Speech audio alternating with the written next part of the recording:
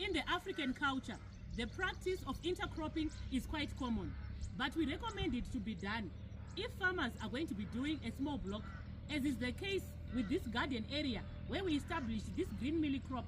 But this green millet crop of SC608 was coming after we had harvested a crop of sugar bean, which is why when we saw some of the sugar bean volunteering and coming out, we then thought of just maintaining both crops.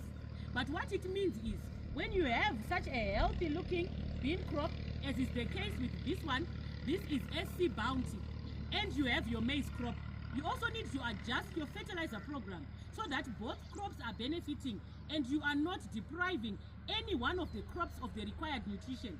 And then the other thing that you need to take note of is the fact that when you want to use herbicides, it becomes a challenge, because if you have a broadleaf crop like sugar bean and a grass crop like maize, you might not get a herbicide that is able to select one over the other.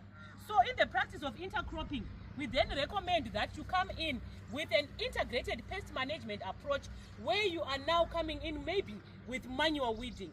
But this can only be done on a small block, and of course guided by the resource endowment. You can also have separate blocks of one crop over the other, so that you maximize on the management of either one of the two. But today we are here to also check on the progress of the products that we applied over the weekend, where we came in with BARAI, an insecticide that we applied in this crop at a rate of 100 grams per hectare. So when we applied this product, we had done our scouting to check if there were any signs of infestation, and we had noticed some window panning which was happening on the leaves. As you can see here, we also have some leaves here with perforations. So the window panning that you are seeing here, which is not in a distinct pattern, also means that the fall armyworm was just starting off, which means it was probably at the first or second insta, where it's a green worm with a black head and it doesn't cause significant damage. So this is the stage where we recommend that the control of fall armyworm be done. And now, as you can see, we are having some new leaves that are coming out after we have sprayed the products, and there are no signs of any infestation, which is to say that the product managed to work and the fall armyworm that was starting off was managed. So it's very, very important for you to come in with timely control of fall armyworm during the first or second insta. Once you see the fall armyworm being so big that you can actually count the number of dots on its back and see the Y on its neck and the little feet that will be coming out on the sides, it means it's probably at the fourth insta.